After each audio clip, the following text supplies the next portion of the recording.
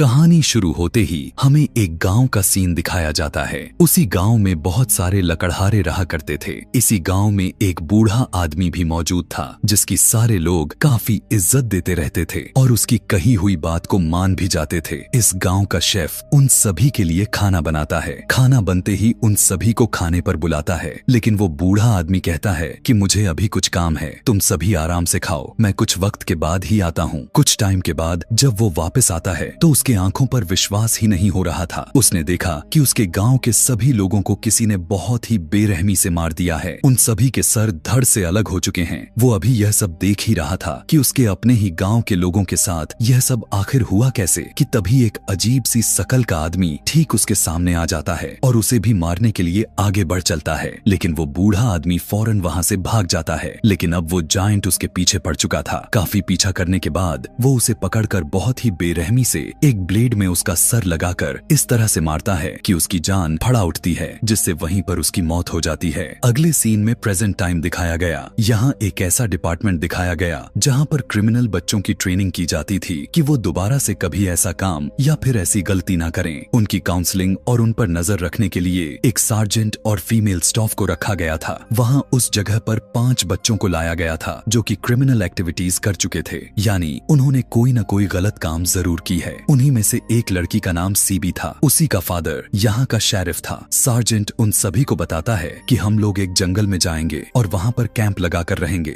वहाँ पर मैं तुम सभी की काउंसलिंग करूंगा और तुम सभी को अच्छी बातें भी सिखाऊंगा, और अगर कोई भी मेरी बात ना मानी तो उसे सजा मिलेगा। और जिसने भी वैसा किया जैसा मैंने कहा और अपने टेस्ट में पास हो गया तो कोर्ट भी उसे बाइज्जत बरी कर देगी, यानी छोड़ देगी। अब सभी जंगल की तरफ निकल पड़ते हैं और शेरिफ भी अपने घर के लिए निकल जाता है। जैसे ही जंगल के स्टार्टिंग पॉइंट पर पहुंचे तो इन्हें रास्ते में एक पागल आदमी नजर आता है। वो उन सभी को काफी अजीब नजरों से देख रहा था। फिर उसके बाद सार्जेंट उन सभी को उनके टेंट्स देकर कहने लगा कि तुम्हें इन्हीं में सोना होगा। यह कहने के बाद खुद कैबिन में चला जाता है। अगले सीन में हमें उसी जंगल में एक हिरन घूमता फिरता हुआ दिखाया गया। वहीं पर एक भालू आया जो उसका शिकार करने वाला था कि तभी उस भालू के पीछे से एक बहुत ही बड़ा जायंट आता है और उसे मारकर उसे खाने लग जाता है। रात में उन सारे बच्चों की काउंसलिंग की जा रही थी। वहीं कैंप फायर के पास सभी बैठकर बातें कर रहे थे कि तभी वहां पर वो पागल आदमी दोबारा से आकर इनके साथ अजीब हरकतें करने लग जाता है। सार्जेंट उन सभी से कहने लगा कि घबराओ नहीं, यह इसी जंगल के रहने वाला है, और फिर उस पागल आदमी को भगाकर अपने अपने कैंप्स में आ जाते हैं। अगली सुबह सारे के सारे ट्रैकिंग के लिए निकल चलते हैं। लेकिन वहीं दूसरी तरफ हमें वही रात वाला पागल आदमी दिखाया गया जो अपने घर के बाहर अकेले ही चेस खेल रहा था और कहने लगा कि नो इट्स माय टर्न, यानी अब मेरी बारी है। दूसरी तरह उन लोगों में से 2 लड़के काफी ज्यादा ही थक जाते हैं और जंगल को एक्सप्लोर करने के लिए आगे बढ़ चलते हैं। जैसे ही आगे बढ़ ही रहे थे कि रास्ते में किसी बड़े से जानवर का स्कल मिलता है। उन्हीं में से एक लड़का उस स्कल से उसका सिंह को उतारकर अपने साथ लेकर आता है। तब उन्हीं में से एक लड़की कहने लग गई कि आखिर यह तुमने क्या किया है, तुम ऐसे कैसे किसी भी स्केलेटन का सिंह उठाकर लेकर आ गए। और सार्जेंट भी उन्हें डांट कर वापस रखने के लिए भेज देता है। दूसरी तरफ हमें सीबी का फादर यानी शेरिफ दिखाए जाते हैं, जहां पर हमें यह पता चलता है कि इसी काउंसलिंग डिपार्टमेंट में पहले भी एक बच्चे की जान जा चुकी थी क्योंकि सार्जेंट ने उससे बहुत ही ज्यादा एक्सरसाइज करवा दी थी। यह सुनने के बाद शेरिफ को काफी ज्यादा ही परेशानी होने लग जाती है और वो अपनी बेटी की फिक्र में जंगल की तरफ बढ़ने लग जाता है। दूसरी तरफ हमें वही जायंट दिखाया गया जो कि अपने जगह जहां पर रहा करता था उस तरफ वापस जा रहा था। वो वहां जाकर देखता है कि उसके बैल का तो एक सिंह ही गायब हो चुका है। वो काफी जोर से चिल्लाकर दहाड़ने लग गया। उसकी आवाज से इन्हें लगता है कि शायद यह कोई शेर हो सकता है। उसी दौरान वो पागल आदमी भी अपनी गन लेकर घर से बाहर आ गया क्योंकि वो जान चुका था कि अब जायंट काफी गुस्से में आ चुका है। काफी गुस्से में जायंट उन लोगों को ढूंढने के लिए निकल जाता है। अब जिन लोगों ने जायंट के बैल का सिंह चुराया था वो सभी जायंट को दिख जाते हैं।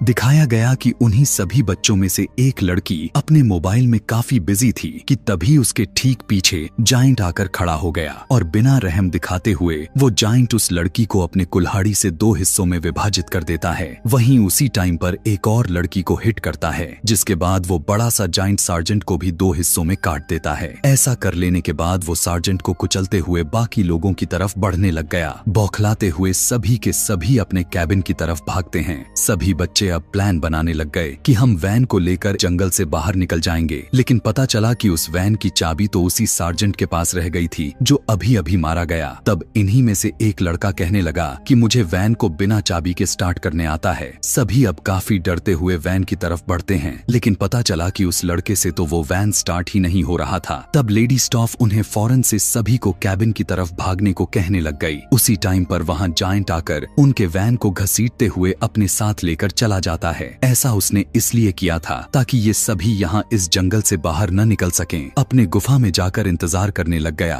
कि जैसे ही ये सभी बच्चे बाहर निकलेंगे तो मैं उन्हें पकड़ लूंगा। लेकिन वहीं पर हमें उसी पागल आदमी को दिखाया जाता है जो कि भागता हुआ इनकी कैबिन की तरफ आ रहा था। ऐसा देखकर फीमेल स्टाफ उसे अंदर कर लेती है। वो काफी ज्यादा ही घबराया हुआ था और आकर यहाँ पर पूछने लगा कि कौन शख्स था जो उनके साथ छेड़छाड़ की थी, कि तभी सीबी उसे वही सिंह दिखाती है जिसे वो लड़का लाया था। तब पागल आदमी कहने लगा कि अब तुम लोगों ने बहुत ही बड़ा गलती कर दी है। यहीं पर वो पागल आदमी उन्हें एक स्टोरी सुनाने लग गया कि आज से ठीक 100 साल पहले एक गांव में एक आदमी रहा करता था जिसके घर एक ऐसा बेटा जन्म लिया था जिसको जाइंटिज्म था, यानी उसके घर में एक ऐसा बच्चा पैदा हुआ था कि उसके बॉडी पार्ट्स बहुत ही जल्दी और बहुत ही ज्यादा मात्रा में ग्रोथ कर रहे थे, बहुत ही जल्दी बढ़ रहे थे। उसकी इसी बीमारी की वजह से कोई उससे दोस्ती भी नहीं करता था। तब फिर उसने जंगल में एक बैल के बच्चे यानी एक छोटे से बछड़े के साथ दोस्ती कर ली थी। वो भी धीरे धीरे उसी की तरह बहुत ही बड़ा होता गया और ये दोनों बहुत अच्छे दोस्त बन गए। लेकिन सारे के सारे गांव के लोगों ने उस जंगल के इतने ज्यादा पेड़ काटने लगे कि वहाँ पर कोई पेड़ ही नहीं बचा। जानवर की दूर की बात थी, यहाँ तो कोई परिंदा भी बाकी नहीं रहा था। इन्हें अपनी गलती का एहसास हुआ, लेकिन ये लोग भूखे भी रहने लग चुके थे क्योंकि अब उन्हें कोई खाने पीने के लिए शिकार ही नहीं मिल रहा था कि अचानक उस दिन उस जंगल में उसी जायंट का दोस्त बैल आ जाता है और उन गांव वाले उसे देखकर कुछ भी समझ में नहीं आती तो उसे अपने खाने के लिए शूट कर देते हैं। गांव में लाकर उन्होंने उसे पकाया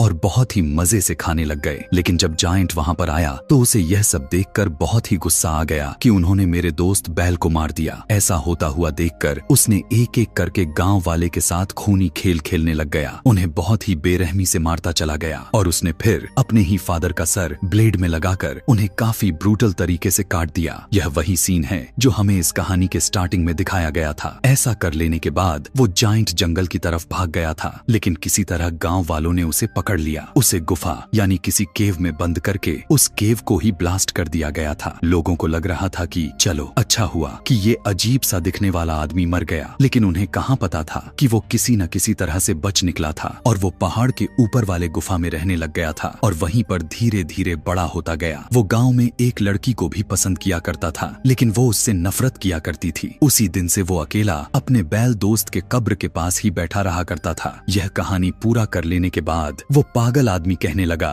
कि तुम लोगों ने वो सिंह उसके बैल दोस्त के कब्र से चुरा लिया है। यही वजह है कि वो जायंट गुस्से में तुम लोगों को मारने पर तुला हुआ है। यह सुनते ही वो लड़का सिंह उठाकर बाहर लेकर जाता है और जंगल की तरफ फेंकते हुए कहने लगा, ये लो जायंट तुम्हारे बैल का सिंह, अब हमारी जान छोड़ देना। अभी वो यह कहकर जैसे ही वो लड़का अपने कैबिन की तरफ जाने लगा कि तभी जायंट उसी सिंह को इतनी जोर से फेंकता है कि वही सिंह जाकर उसके पेट के आर पार हो जाता है, जिससे उसकी वहीं पर मौत हो जाती है। बाकी लोग भी डरते डरते अपने कैबिन की तरफ वापस जाते हैं। पागल आदमी उन सभी को कहने लगा कि जायंट ने मुझे अभी तक इसलिए नहीं मारा क्योंकि मेरी शकल उस लड़की से मिलती है जिसको यह पसंद किया करता था। इधर शेरिफ भी जंगल में पहुंच चुका था और जैसे ही वो सार्जेंट की डेड बॉडी को देखा तो वो समझ जाता है कि यहाँ पर बहुत ही बुरा हो रहा है। फौरन से शेरिफ वॉच टावर पर चढ़कर रेडियो के जरिए अपने टीम तक मैसेज पहुंचाने की कोशिश करने लग गया, लेकिन उसकी रेडियो उसके टीम के साथ कनेक्ट होने की बजाय किसी बार के रेडियो के साथ जुड़ जाती है और बार के सभी लोग उस मैसेज को सुन लेते हैं। दूसरी तरफ जायंट काफी गुस्से में था। अब वो उनके कैबिन को तोड़ने लगा था और फिर एक लड़की को बाहर निकालकर काफी जोर से जमीन पर मारता है, जिससे उसकी काफी बुरे तरीके से डेथ हो जाती है कि तभी फीमेल स्टाफ उसकी आंख में गन से शूट कर देती है, जिससे उन्हें वहां से भागने का मौका मिल जाता है। वो सभी वहां से भागने ही वाले थे कि तभी पागल आदमी उनके सामने आ जाता जाता है और कहने लगा, रुको जरा, आखिर कहाँ जा रहे हो? मैंने तुमसे कहा था कि इसको यह लड़की वापस मिलनी चाहिए, तब तक मैं यहाँ से तुम लोगों को जाने नहीं दूंगा। कि तभी उनमें से एक लड़का उसके गन को पीछे करने के लिए उसके गन के आगे ही आ जाता है, लेकिन वो पागल आदमी शूट कर देता है और बदकिस्मती से वो उसी लड़के की डेथ हो जाती है। और जायंट को यह सब देखकर काफी गुस्सा आ रहा था कि मेरे होते हुए यह सब क्या हो रहा है, और यह सोचते हुए वो अपने एक्स को उठाकर जोर से मारता है, लेकिन गलती से वो उसी पागल आदमी के सर पर लग जाती है, जिससे उसका सर उसके धड़ से अलग हो जाता है। अब ये लोग उस जंगल से निकलने लग जाते हैं। सीबी गाड़ी को चला रही थी